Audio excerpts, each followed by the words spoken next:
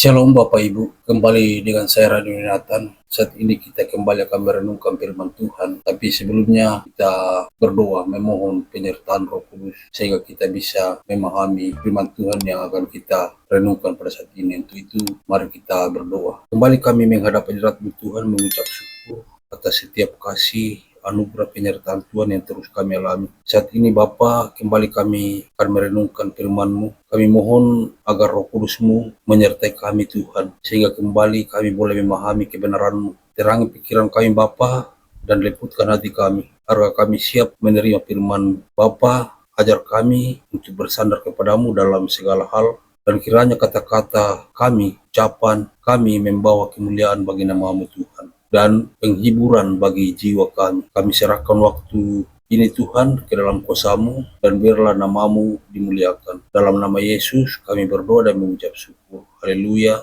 amin. Saudara-saudara yang kekasih dalam Tuhan, renungan kita pada saat ini kembali saya memilih dari kitab Yesaya pasal 61 ayat 6. Yesaya 61 ayat yang ke-6, firman Tuhan berbunyi demikian. Yesaya 61 ayat yang ke-6, tetapi kamu akan disebut imam Tuhan dan akan dinamai pelayan Allah kita. Kamu akan menikmati kekayaan bangsa-bangsa dan akan memegahkan diri dengan segala harta benda mereka. Saudara-saudara yang kekasih, pernahkah kita merenungkan betapa luar biasanya panggilan Tuhan dalam hidup kita? Sebuah panggilan yang tidak hanya mengundang kita untuk melayaninya, tetapi juga menjanjikan berkat pemulihan yang melimpah. Hari ini kita akan menyelami sebuah tema yang sangat penting dan relevan bagi kehidupan iman kita, yakni panggilan untuk melayani dan menikmati berkat pemulihan dari Tuhan. Dalam pembacaan kita saat ini Bapak Ibu, Yesaya 61 ayat 6, firman Tuhan dengan jelas menyatakan bahwa umatnya akan disebut sebagai imam-imam Tuhan dan pelayan Allah kita. Ayat ini bukan sekedar sebuah pernyataan biasa. Ini adalah deklarasi ilahi tentang identitas dan tujuan hidup kita sebagai umat pilihannya. Kita dipanggil bukan hanya untuk menerima kasih karunia-Nya, tapi juga untuk menjadi alat di tangannya, melayani Dia dengan sepenuh hati sambil menikmati kekayaan rohani yang dijanjikan. Namun, mari kita renungkan sejenak, mengapa Tuhan memilih kita untuk menjadi imam-imamnya? Apa artinya menjadi pelayan Allah dalam konteks kehidupan sehari-hari, dan bagaimana janji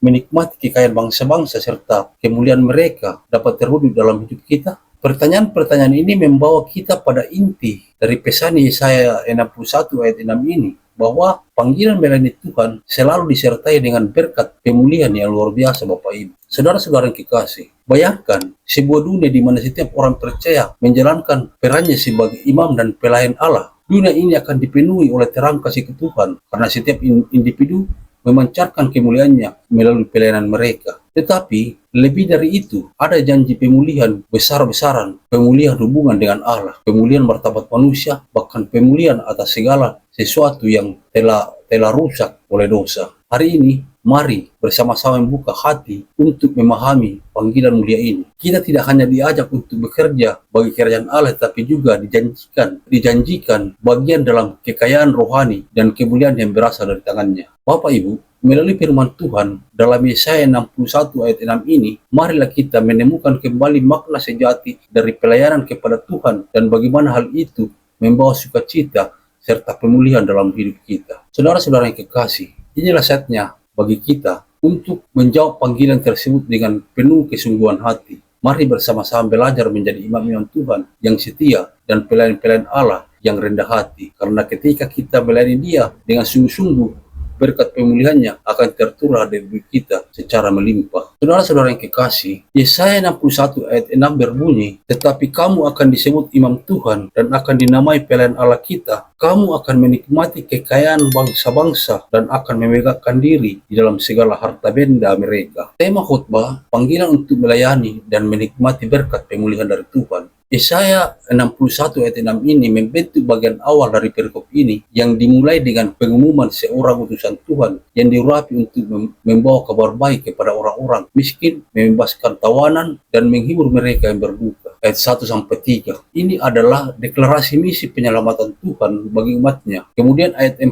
dan 5 melanjutkan dengan janji pemulihan Israel, termasuk pembangunan kembali kota-kota yang telah hancur dan keterlibatan bangsa-bangsa lain dalam melayani umat Israel. Konteks ini menunjukkan bahwa ayat 6 adalah bagian dari janji pemulihan besar-besaran bagi Israel setelah masa penderitaan mereka. Umat Israel tidak hanya dipulihkan tetapi juga diberi peran istimewa sebagai imam-imam Tuhan dan pelayan-pelayan Allah kita, menandakan status rohani mereka yang tinggi di antara bangsa-bangsa. Saudara-saudara, ayat-ayat berikutnya memperluas tema penghormatan dan berkat bagi umat Israel. Mereka dijanjikan penggandaan sukacita menggantikan rasa malu mereka pada ayat yang ke-7, serta perjanjian kekal dengan Tuhan yang membuat mereka dikenal sebagai umat yang diberkati di antara bangsa-bangsa. Ayat 8 dan 9. Ini menekankan bahwa status iman dan pelayan Tuhan bukan hanya kehormatan simbolis, tetapi juga mencakup berkat material dan spiritual. Bapak, Ibu, Saudara-saudara, Yesaya 61 ayat 6 ini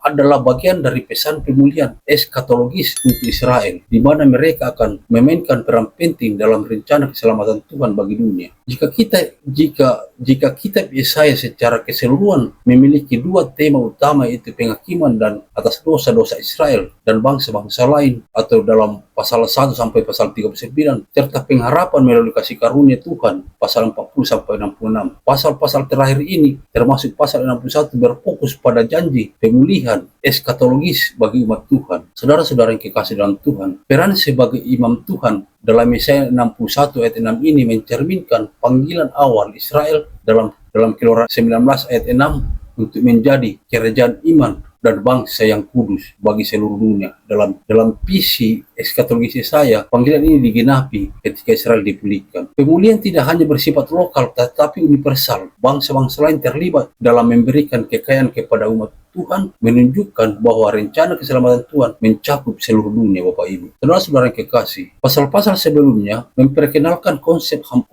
hamba Tuhan, yaitu Yesaya 42, Yesaya 5 dan Yesaya 53, yang misinya adalah membawa terang kepada bangsa-bangsa. Dalam pasal ini, umat Israel mengambil peran serupa sebagai pelayan Allah di tengah dunia dan menempatkan Yesaya 61 ayat 6 ini sebagai bagian dari narasi besar tentang bagaimana Tuhan memulihkan hubungannya dengan umat manusia melalui Israel. Yesaya pasal 61 ditulis dalam konteks masa pembuangan Babel dan sesudahnya, ketika umat Israel mengalami penderitaan besar akibat kehancuran Yerusalem dan Bait Suci pada tahun 586 sebelum Masehi oleh Nebukadnezar. Masa pembuangan Babel berlangsung sekitar tahun 586 sampai 538 sebelum Masehi, hingga akhirnya Raja Kores dari Persia mengizinkan orang Yahudi kembali ke tanah air mereka. Setelah kembali ke Yerusalem, tantangan besar mulai muncul karena kota itu masih hancur, ekonomi lemah, dan masyarakat kehilangan identitas nasional serta spiritualnya. Janji dalam Yesaya pasal ini memberikan harapan kepada orang-orang Yahudi bahwa Tuhan akan memulihkan keadaan mereka sepenuhnya, baik secara fisik maupun rohani, dan menjadikan mereka pusat perhatian bangsa-bangsa lain. Saudara-saudara yang kekasih dalam Tuhan, dalam budaya Yahudi, imam-imam memiliki tugas khusus untuk melayani Bait Suci sebagai perantara antara Allah dan manusia. Menjadi imam Tuhan berarti memiliki akses istimewa kepada Allah serta bertanggung jawab untuk membawa orang lain mendekat kepadanya. Ketegangan antara Israel dan bangsa-bangsa lain kerap terjadi akibat penindasan yang dialami Israel sepanjang sejarahnya. Namun, nubuat ini menggambarkan pembalikan situasi di mana bangsa-bangsa lain menghormati Israel. Dalam budaya timur dekat kuno, kekayaan seringkali dianggap sebagai tanda berkat ilahi. Janji bahwa Israel akan menikmati kekayaan bangsa-bangsa menunjukkan pembenaran ilahi atas penderitaan mereka sebelumnya. Saudara-saudara yang kekasih dalam Tuhan, ide tentang imamat universal berasal dari Keluaran 19 ayat 6, ketika Allah memanggil seluruh bangsa Israel untuk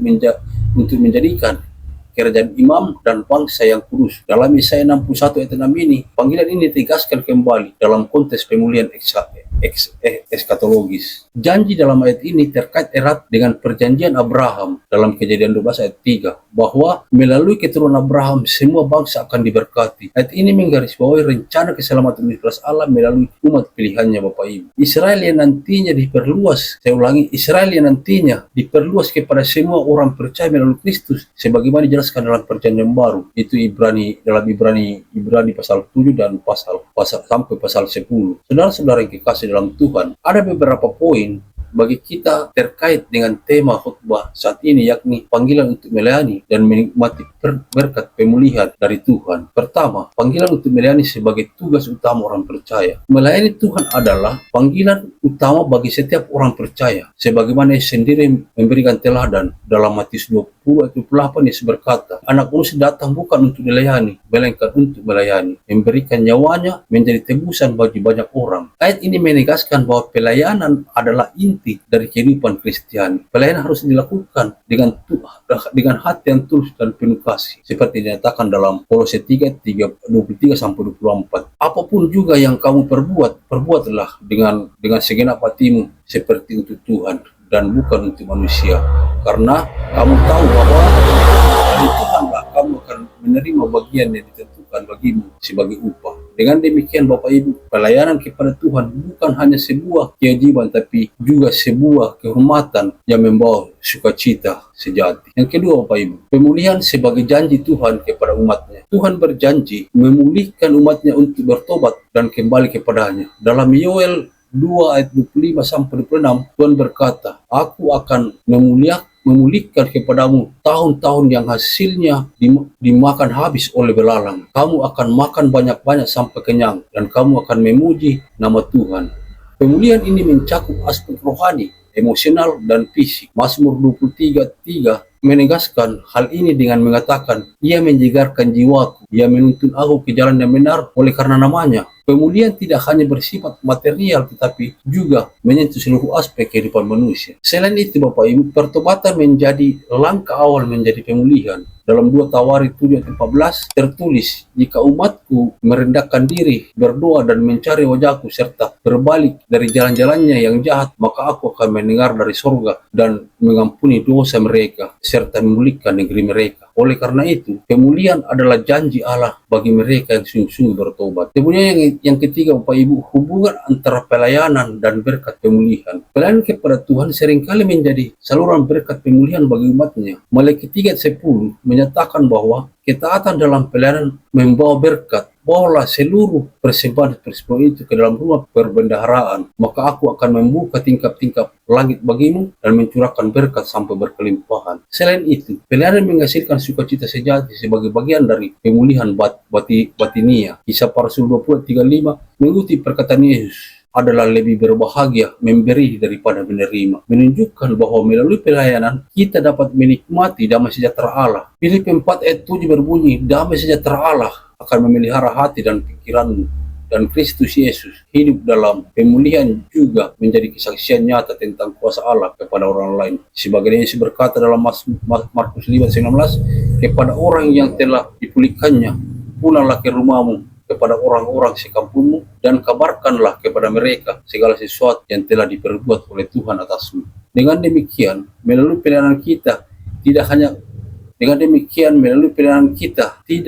menikmati pemulihan, tapi juga menjadi alat kesaksian bagi kemuliaan Tuhan. Saudara-saudara yang kekasih dalam Tuhan, Yesaya 61 ayat 6 ini menegaskan panggilan umat Allah untuk menjadi imam-imam Tuhan dan pelayan-pelayannya, yang melibatkan tanggung jawab rohani sebagai perantara antara Allah dan manusia, serta membawa bangsa-bangsa lain kepada pengenalan akan Tuhan. Ayat ini juga menunjukkan pemulihan identitas umat Allah, di mana mereka yang sebelumnya mengalami penghinaan kini diangkat statusnya menjadi kudus dan mulia untuk melayani Tuhan. Selain itu, umat Allah dipanggil untuk menikmati berkat-berkat pemulihan dari Tuhan, baik secara material maupun spiritual, sebagai tanda kasih karunia-Nya. Panggilan ini tidak hanya bersifat pribadi, tetapi juga misiologis, karena melalui pelayanan mereka, umat Allah menjadi saksi hidup atas kasih setia dan kuasa pemulihan Tuhan bagi bangsa-bangsa lain. Dengan demikian Bapak Ibu, panggilan untuk melayani dan menikmati berkat pemulihan dari Tuhan mencerminkan kehormatan sekaligus tanggung jawab besar yang diberikan Tuhan kepada umatnya untuk melayani Dia sambil menikmati kekayaan kasih karunia-Nya.